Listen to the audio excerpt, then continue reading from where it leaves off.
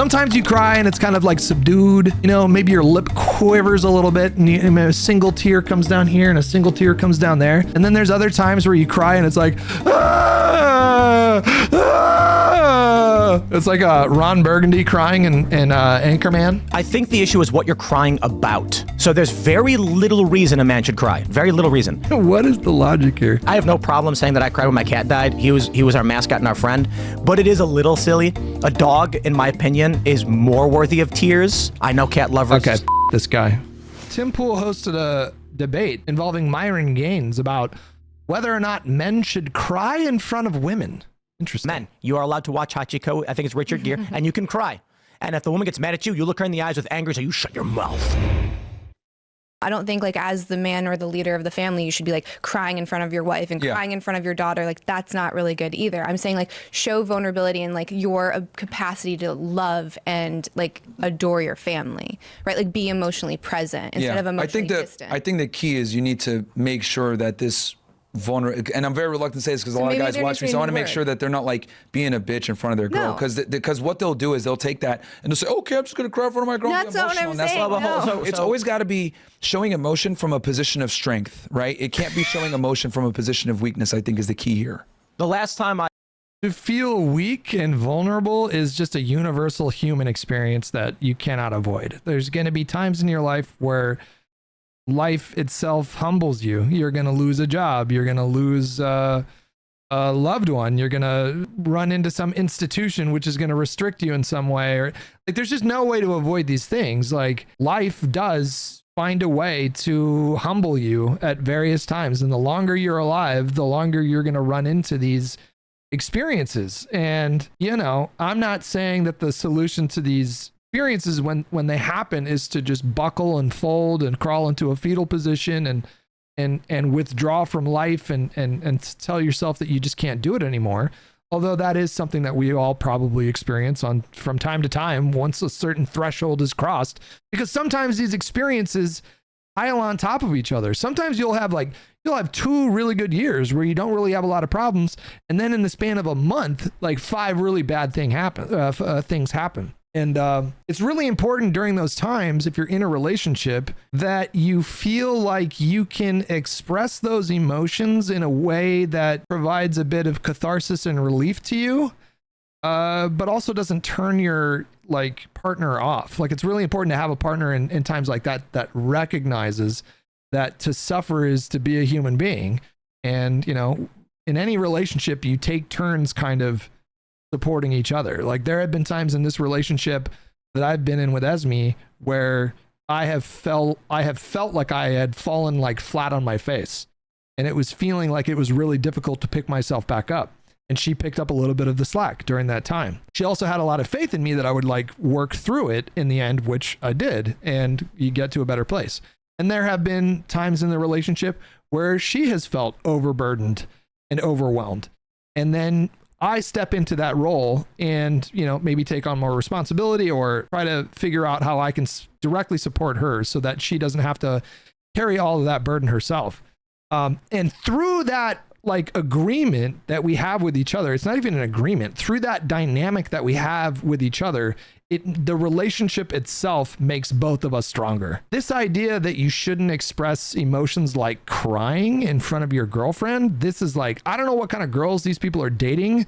That is not a kind of relationship that I'm interested in at all. Like what happens when your dad dies? You know, what happens if a loved one dies? Like, am I just not supposed to cry?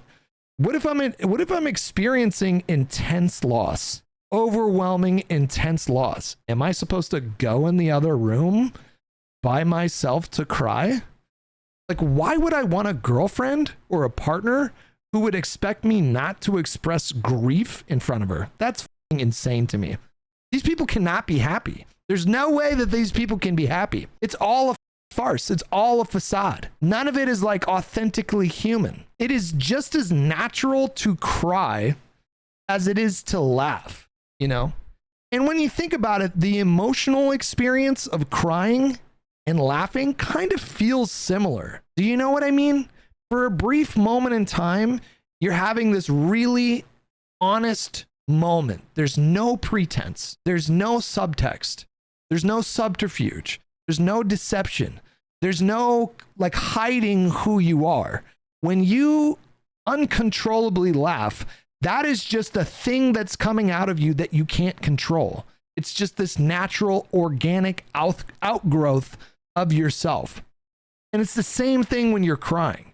When you cry, that's a natural human response to external stimuli or nostalgia or memories or grief or whatever. It's like they're the same thing. And that feeling of catharsis that you get, that emotional release that you get, is critically important as a human being.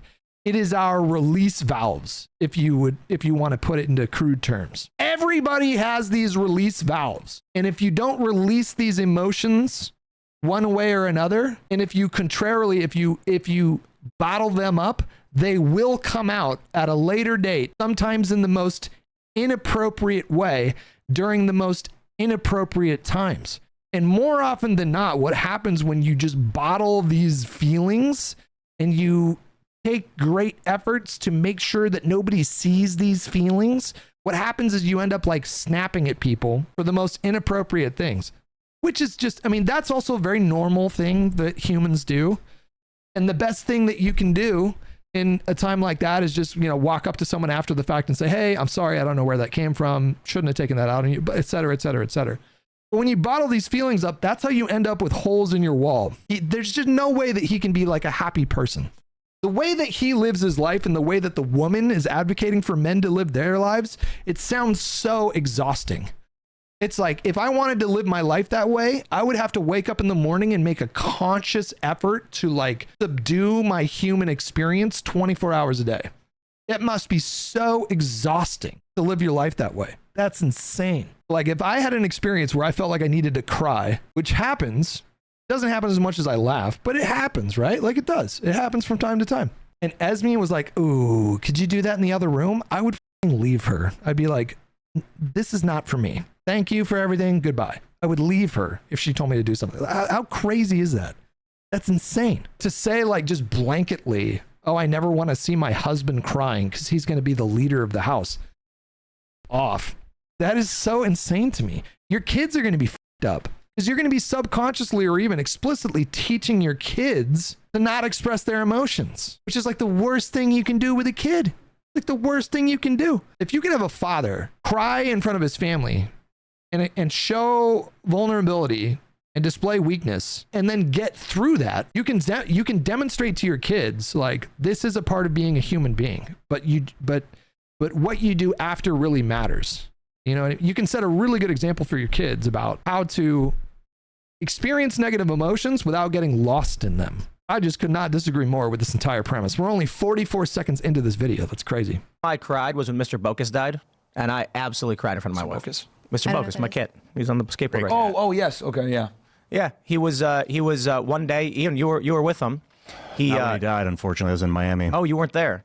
I thought you were there. Well, someone was there in the morning, and it reached the point where he couldn't walk anymore. His kidneys were failing, and then I came in the morning, and he was laying there just groaning, and he couldn't walk. And I was like, this is it. We can prolong his suffering by keeping him in. So I brought him out to the chicken coop, and I laid him in the grass, which was probably 40 degrees, which I knew would lower his body temperature, and then he would die faster than just lying there, unable to move, breathe, drink, eat. And it was a brutal thing to do. Very emotional. It's just a cat, but he was our little mascot. And what the is this like country life shit that I'm just not aware of? Like, is this normal? Is this like Christy Gnome shit? If my pet is suffering, I take them to the vet and have them euthanized.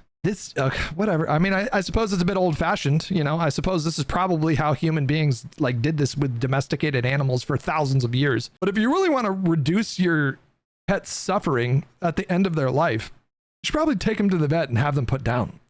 The whole process, it's like a minute, 2 minutes, and they don't suffer. They're just, it's a very fast, very peaceful way of going. Like putting them down in a pile of leaves outside when it's 40 degrees. Like, I don't know. It's crazy to me, but whatever. I don't give a shit. I cried.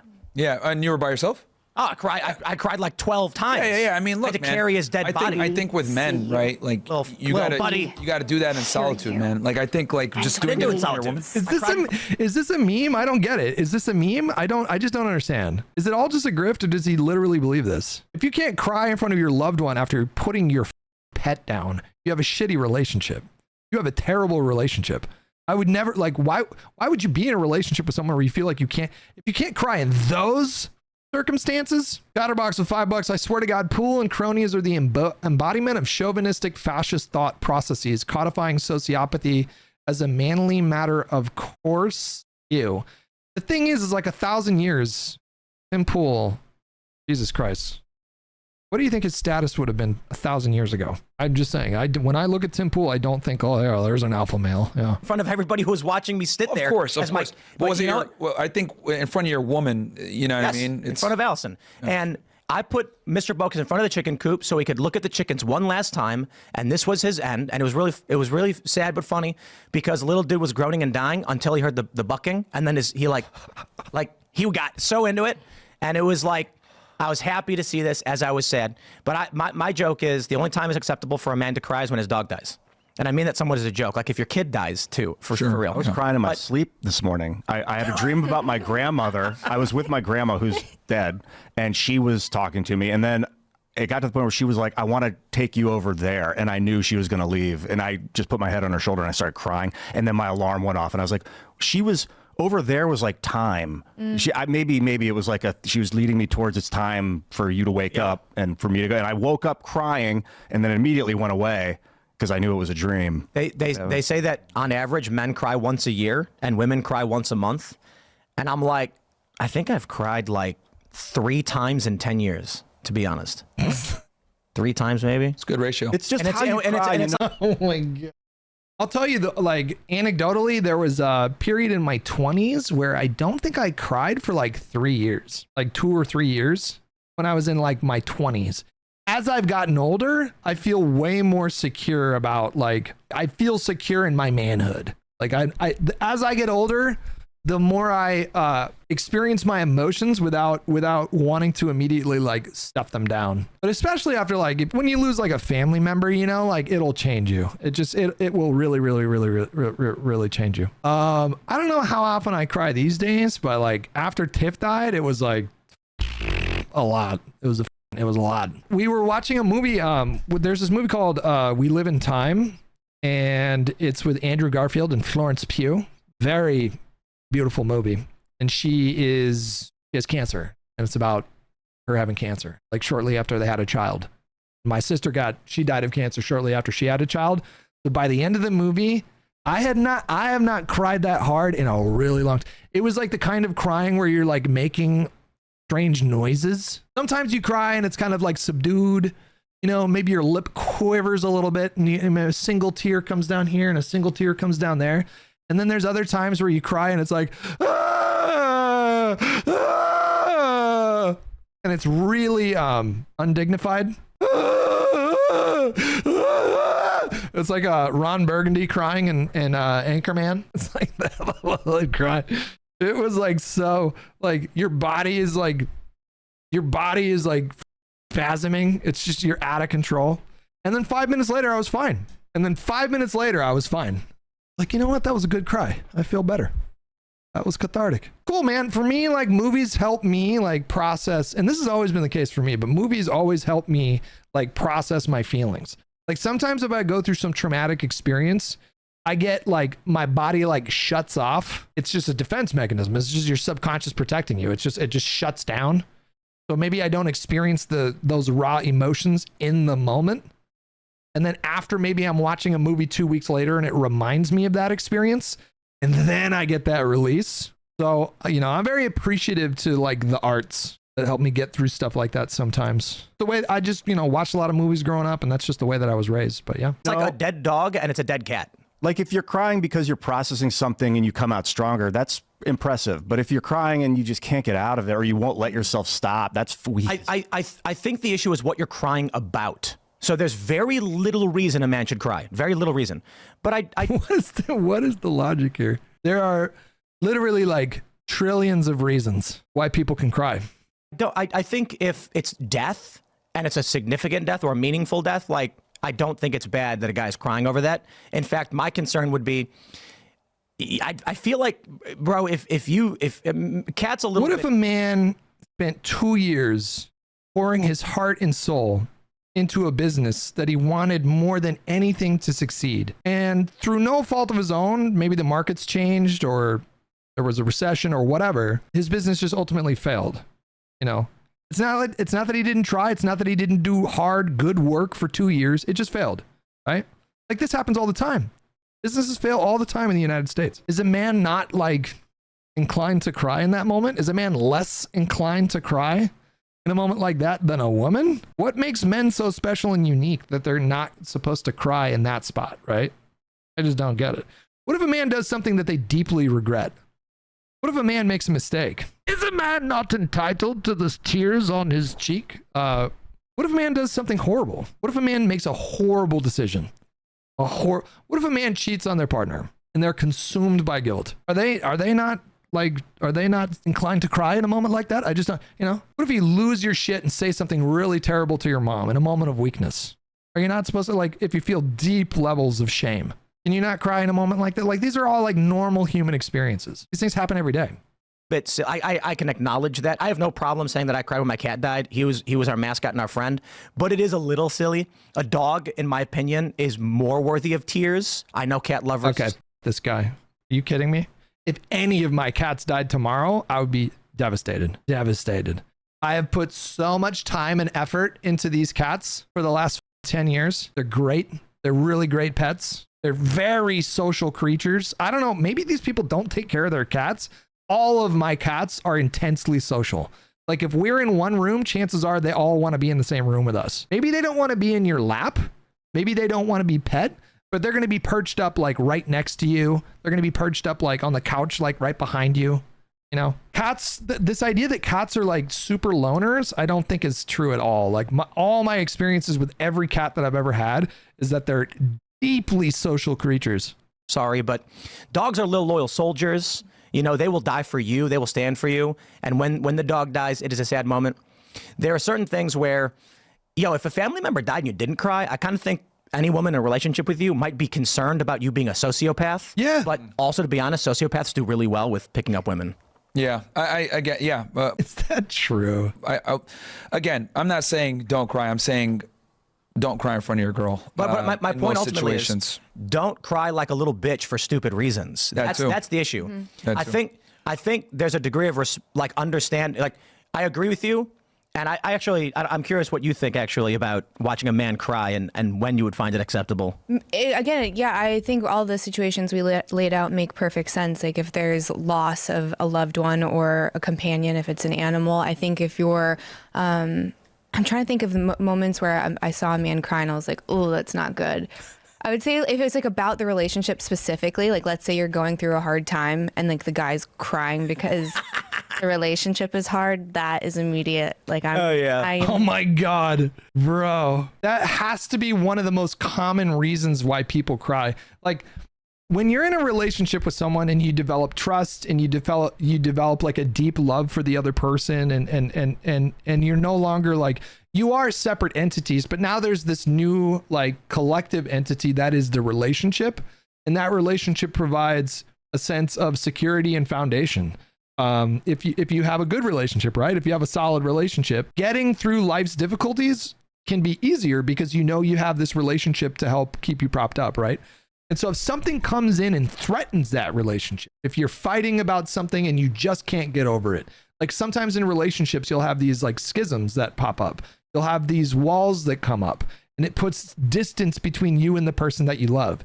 And then sometimes you go through experiences in a relationship where you feel like the relationship itself is threatened. Like, I don't know if we're going to make it through this. The feeling that you can get from that can be overwhelming. Like, that loss of security, that loss of that thing that you love, that loss of that thing that is now like an integral part of who you are. Like, I'm not the same person I was before I got together with Esme. I'm like this new person. I have evolved as a human being in really positive and good ways as a result of having this solid relationship with Esme.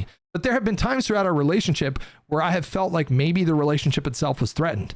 And that can make you feel like really intense emotions. It's almost like a process of grief. So this idea, like, I mean, I'm not saying that there can't be, you know, there can also be like if I was with a girl, you know, like if I wasn't with Esme and, you know, I was with someone and, you know, I did something that they didn't like and I thought that they were being unreasonable and they started to cry. Well, that would probably be unattractive to me, right? Like if I said, hey, you know, honey, I'm going to go hang out with my boys over the weekend. We're going to have a boys retreat. And then my partner was like, oh, well, I don't want you to leave. I want you to stay here with me. And I said, well, no, I haven't seen him in a while. I'm going to go do that. And then they started crying. Like that would be an example of me like, okay, what's going on here? You know, might be a little frustrating or something. But, you know, if you're in a place where you feel like your relationship itself is threatened and then you start to cry, like that's got to be one of the most probably common reasons why human beings cry. That's got to be a top 3 reason is difficulty in the relationship, conflict in a relationship.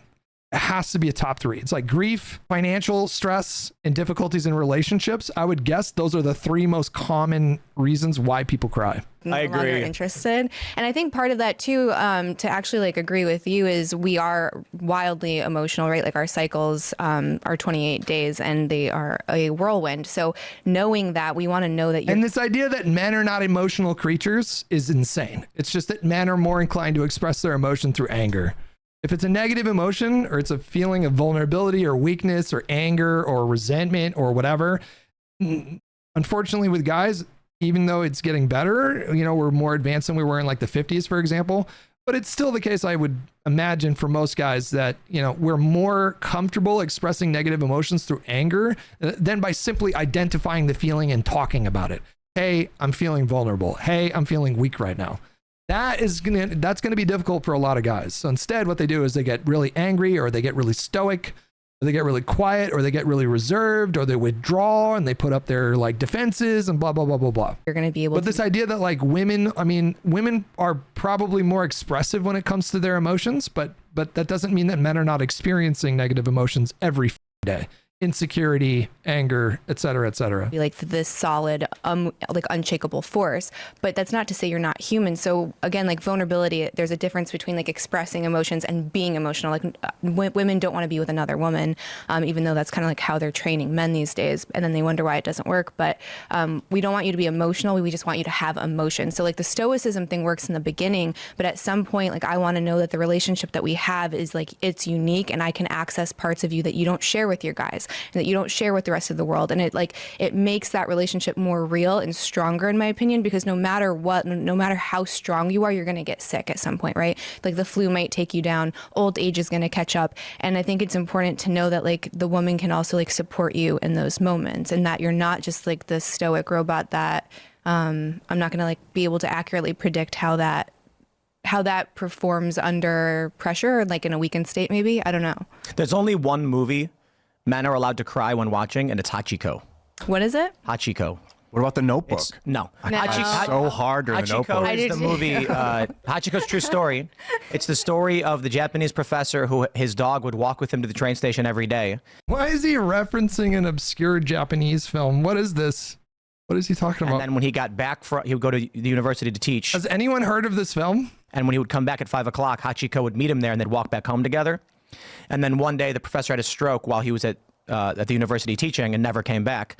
And Hachiko waited for 10 years at the train station. Oh. Yeah, men are allowed to cry watching that, but nothing else. Dog movies? Never seen. Well, it's literally this. It's not even the dog.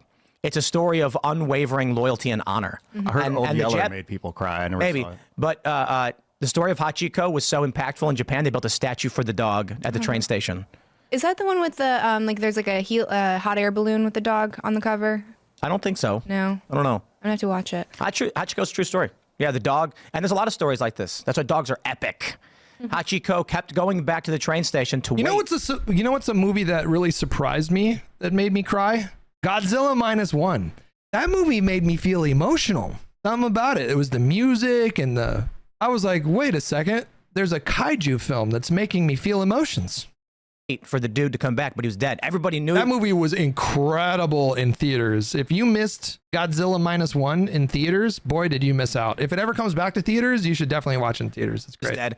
And for so many people, it's so brutal to be like, I can't tell the dog the guy died because we can't communicate to him. And here he is waiting for 10 years. So men, you are allowed to watch Hachiko. I think it's Richard Gere, and you can cry. And if the woman gets mad at you, you look her in the eyes with anger, so you shut your mouth. I'm crying for this dog. I think if you're in a good relationship and you're crying, that she would help you figure out why, and then you could move past. Well, look. The point is, if you're crying like a little bitch for some stupid reason, like you spilled milk. Yeah, if you're crying out of fear, that's not good. Yeah. No. If you're crying, crying. Yeah, and Wait, what? That's got to be one of the most common reasons why people cry is because they're afraid of something. They're afraid of loss. Usually it's like they're afraid of like a threat to their security, emotional or otherwise, or like a fear of loss or a fear of like inadequacy. And like, this is all just like a really universally human moment. You're not going to find anyone in their lives that has not cried at some point because they were afraid of something, afraid of losing their girlfriend, afraid of losing their parents, or afraid of losing their job, afraid of losing their own, like, whatever. These are all just normal human experience. Why can't people just be normal? Like, why are you pretending like you don't have these experiences? Nobody believes you. Absolutely nobody believes. You may have constructed, and I'm talking to like Tim Pool's like podcast people, maybe they've constructed sort of like, they have these like psychological constructs that they've subconsciously developed over time that are in place to sort of protect them from these feelings. But it's all a farce. It's just a house of cards. It's so fragile. Like, that is not going to get you through a really difficult time. And this is why I'm so strong against just not showing emotions to women, because every girl's different, right? Like, some women will like look at that and be like, what the hell, this guy's meek and weak. Other women might say, oh, I like it. And it's like, it's a Pandora's box that you don't really want to open up if you don't need to. Notice that he didn't even propose the possibility that, some girlfriends would just like support you. Like, his binary, like his binary type of women here, the spectrum. On one end, you have people that you have women that see a man cry and they think, oh, I don't like that. And on the other hand, you see women seeing men cry and, oh, I like that. What about women that are just like, they don't like it, they don't dislike it, they just support you in the moment. They're just like, oh, my man needs some support right now. That I feel like is probably like 80% of women, right? I just don't think women in general are equipped to handle, male vulnerability and emotions that isn't controlled. So I think, certainly some women for sure, like the woman on this panel, but that's why you like date people and get to know them and decide like what kind of person they are. Like, again, if I felt like Esme, if I felt like Esme like didn't respect me, if she saw me cry, I would not be in this relationship. That's insane. Like, why would I subject myself to something like that? For men, the general advice is control your emotions. Don't cry in front of your girl. Be the rock, because quite frankly, you need to be the leader, and stoicism is a component. I agree with that. I would just say, don't be weak in front of your girl. Don't be weak. Yeah. Yeah. Yeah. And this is also controversial again. Again, like, everybody experiences weakness. Everyone, every single person on this planet. Myron Gaines feels weak sometimes. He won't tell you about it. Maybe he can't even identify the emotion. Maybe he has convinced himself that he's so strong that when he feels weak, he doesn't even know what he's feeling. I would bet good money that that's the case for him. Was there ever a time you would have stayed in such a relationship in your 20s? My picker was really off in my 20s, yes. There were women that had no respect for me, that I was head over heels in love with. I remember aggressively pursuing this one girl who, we used to flirt at the Olive Garden, and it always felt like there was like a safety, like, I don't know, maybe safety's not the word, but like, she had a fiance. So I just assumed that she was off limits, but I found her wildly attractive and I would flirt with her constantly, and she would flirt with me too. And then one day she was like, hey, let's hang out after work. And it was on after that. We were doing an illicit affair for like months, and I was thoroughly convinced that she was going to leave her fiance that she had been with for like 10 years or like 5 years. She was telling me that she was going to leave him for me, and I was like, I fully believed her. And then the dynamic started where it's like, did you have that conversation with him yet? Did you have that conversation with him yet? Did you talk to him yet? No, not yet. It's really hard. Here, let me suck your dick for a little bit. I'd be upset, and then she would like console me sexually, and then I would be like, okay, fine, I can wait a little bit longer. And then I find out she was cheating on her. She was cheating on her fiance with like 3 other dudes, and it crushed me. I was heartbroken. I was like, her? That doesn't sound like her. She's cheating on her fiance with me. That doesn't sound like she wouldn't do that. I got cheated on a few times. It was brutal. It sucks. It was horrible. I think what happened was like when I was in grade school and high school, I didn't get a lot of attention from girls. I was a little bit more like socially awkward. I did lose my virginity finally, like my senior year of high school, but I was like definitely insecure with girls. And so I would just like, my attitude in my 20s was just like, basically anybody who showed me any bit of attention, I would get like really attached to really quickly. If a girl flirted with me, even if I didn't find her particularly attractive, you know, like I would like, but if she showed me attention that way, I'd be like, oh my God. And so I would like just chase that, you know?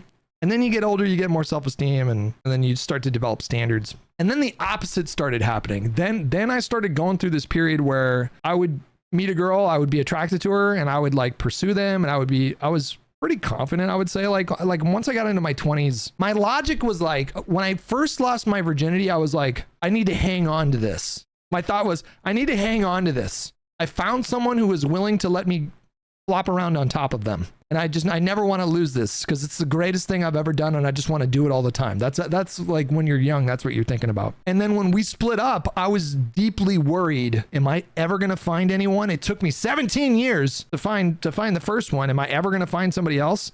And then I did. And then it was like, 6 months later or whatever, I met somebody and began a relationship and started flopping around on top of her. And then at that point, my thought was like, you know what?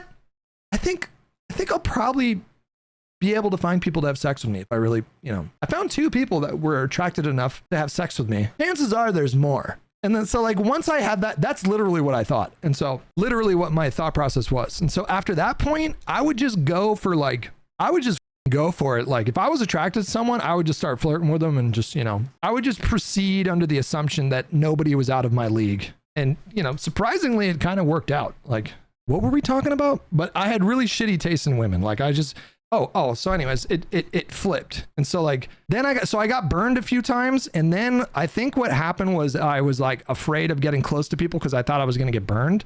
And so I would meet someone, I would be attracted to them, I would flirt with them, I would ask them out, I would pursue them, sometimes pursue them like pretty aggressively, not like violently, but like I would pursue them like pretty like, hey, I'm into you. Let's make this work.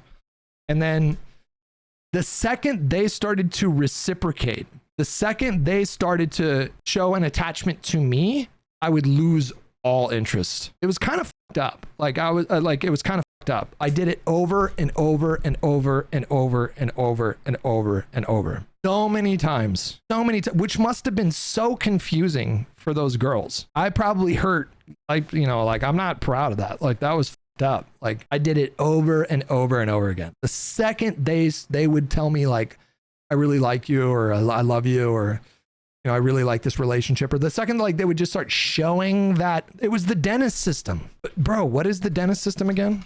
I was doing that, but it wasn't a conscious process, but that's absolutely what I was doing. Demonstrate value. Step 1. Dentist pretended to purchase medications for his ill grandmother from Kaylee. He then proceeded to, so it's demonstrate value, engage physically, nurture dependence, neglect emotionally, inspire hope, and separate entirely. Literally, that's what I was doing. Just one day out of the blue, they would get a call or sometimes a text from me. It was really bad, where I would say, this isn't working for me. I'm sorry, I have to stop. Sometimes in the most like inopportune moments. And so like when I got together with Esme, for example, we've been together for 10 years now. When I got together with Esme, I was worried that was going to happen because it had happened so many times. And I had identified the pattern at that point. And it felt like it was like out of my hands whether or not it was going to happen. And so like when I was dating her, I was like, okay, she's got her shit together. I find her really attractive. She's funny. We have similar interests. I really hope it doesn't happen this time. And it didn't happen. So like, I think like sometimes you just have to go through experiences in your life on your own time. And I can't tell you why it didn't happen with her, but it didn't happen with her. For some reason, by the time I met her, I felt like ready to settle down in a way that I wasn't ready for in my 20s? Were you a boat enthusiast? No, we had a boat growing up as a child, but I wouldn't say I was an enthusiast. Listen to women. No offense to you. I don't think like I think women give really bad advice to men when it comes to being attractive because, and I'll show you what I mean by this. So on my show, when we have the girls on, I actually give them mics, right? And what I'll do is I'll role play and I'll be a female. I'll be like, okay, I want you to attract me. And I will go ahead and behave like a regular girl. Oh, I have a boyfriend. Oh, yeah, we can hang out sometime, whatever. And their job is to get me on a date. And I find it amazing how when she's the guy and I'm the girl, she doesn't know how to navigate or deal with typical objections women give when men are hitting on them, right? Because there's girls out there that'll like you, but they'll give you objections to kind of just see how you react to it. And when I employ these same tactics, like women have no idea how to overcome them. And I say, ain't nobody got time for these games. Ain't nobody got time for these games. Let me ask you a question, chat. If you get a girl's number, how long do you wait to text them? Good. I like seeing this. Good. This is good. I'm glad to see these responses. Don't fucking wait. Don't fucking wait. Literally text them 5 minutes later. Be like, hey, here's my number. Don't do this fucking like, 3 days, gotta be fine. I don't know if that was a thing. Like, I don't know if it's a thing anymore. Maybe the norms have shifted. But like in the 90s when I was growing up, that was like a big topic of conversation. Is this still a salient conversation? Are people still having this conversation? This was for sure a conversation in the 90s, in the early 2000s. It was like, it was the premise of like one of the scenes in a movie called Swingers. It was like Jon Favreau's first movie. It was like Vince Vaughn's like breakout role. But there's a whole scene where they're talking about how long they wait to text people. And it was like you would have these conversations at like parties with your friends. It was like a thing that people talked about. And I just think it's such bullshit. If you're interested in someone, just text them literally right away. Just text them right away. All that to prove my point that men should never. You're so money. Yeah. Listen to women when it comes to dating ever. If you made so there's an episode. I think it's the Orville. You ever see that show? You probably haven't. No. But there's one of the. It's a comedy version of Star Trek, basically by Seth MacFarlane, and in one of the episodes. They have like the holodeck, the simulation thing, and they're trying to teach this guy how to pick up chicks, and so it's like, okay, let's go. They're at a bar, and there's a woman sitting down, and then he walks up to her and he goes, hey, how's it going? And she looks at him right away and she goes, wow, let's go back to my place. And he's like, okay, hold on, what is this? And like, I'm sorry, the difficult setting was at a 1. And then it's like, okay, let me fix it. And then he goes to the woman and he's like, how's it going? And she goes, ugh, excuse me, I'm married. And he's like, oh, come on. Yeah. And put a woman in one of these simulators. I would love to see a woman try to pick up a woman in like, as a man though. Oh, it wouldn't be. No, because we've literally like done the experiment. And I also feel like, listen, I've been out of the game for a little while, but I also feel like it's way more common now for girls to like pursue guys. Am I right about that? What are the youth doing these days? What are the youth women doing these days? Is it not like, no, it's gotta be more common. I think you guys are wrong. Like, it has to be more common. It used to be like when I was growing up conventionally, it was just like, a guy initiates the courtship and he's the one, like, so maybe it's not super common yet, but it's way more common than it was back then. And it's comedy. Like the girls, like they'll say, seeing as everyone here is at least 56 years old, we probably don't know. True. I have a section, come hang out, whatever. And they use all the bad pickup lines that they complain that men use on them. And it's like, fuck, it's mind-boggling. Bro. And I'm like, wait, hold on. Do you really think that you saying that you're going to give this girl $1,000 is going to work? And she's like, yeah, guys do it to me all the time. And I was like, do you go out with them? And she was like, no, I don't. And I was like, so why the hell would you try it here? But this is what I mean when I say, like, most women have zero clue what it takes to be attractive as a man. Thanks for watching this clip from the culture. I don't know what planet these guys live on, man. I don't live in the same universe as they do. My dating experience is nothing like what these guys are talking about, man. It was just so much more straightforward. It wasn't like a ton of mystery to it. It was just very, like there's a process.